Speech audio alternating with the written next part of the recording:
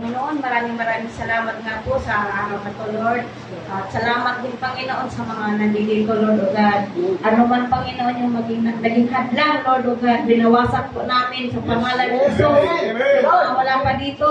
Sa talas na kangarapatan, tinatapakan ka namin, binawaksik ka namin in Jesus' name. Lord, salamat nga po, Panginoon, kahit Panginoon, masama ang panahon, Lord, at nandito po kami para magpuri at magpapasalamat sa iyo, Panginoon, sa mga oras na to, Lord, O God.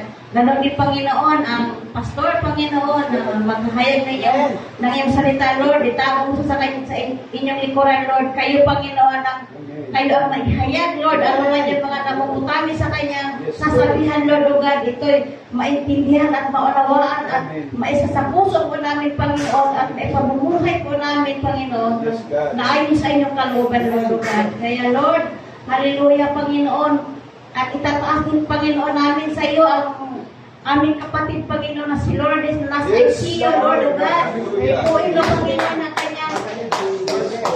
kanyang katawan, Lord, O God. Wala po imposible sa iyo, Lord, O God. Ganon din, Panginoon, ang doktor, Panginoon, Lord, na humahawak sa kanya, Lord, O God. Dahil sabi mo nga, Lord, kung kami ay nagtitiwala sa iyo, Lord, at nanampalataya sa iyo, Panginoon, wala pong imposible sa iyo, Lord. Kaya, sa mga oras na to, Lord, O God, hinihiling po namin ang complete healing ni Sister Lourdes.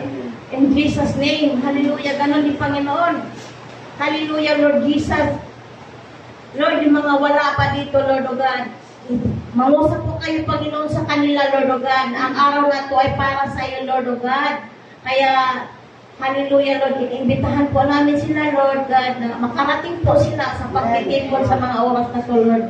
Sa ganun, Panginoon, ang araw na to ay hindi po masasayang, Lord, O God. Dahil sabi mo nga, Lord, oras na may mga pagtitipon sa gawain, Lord, O God,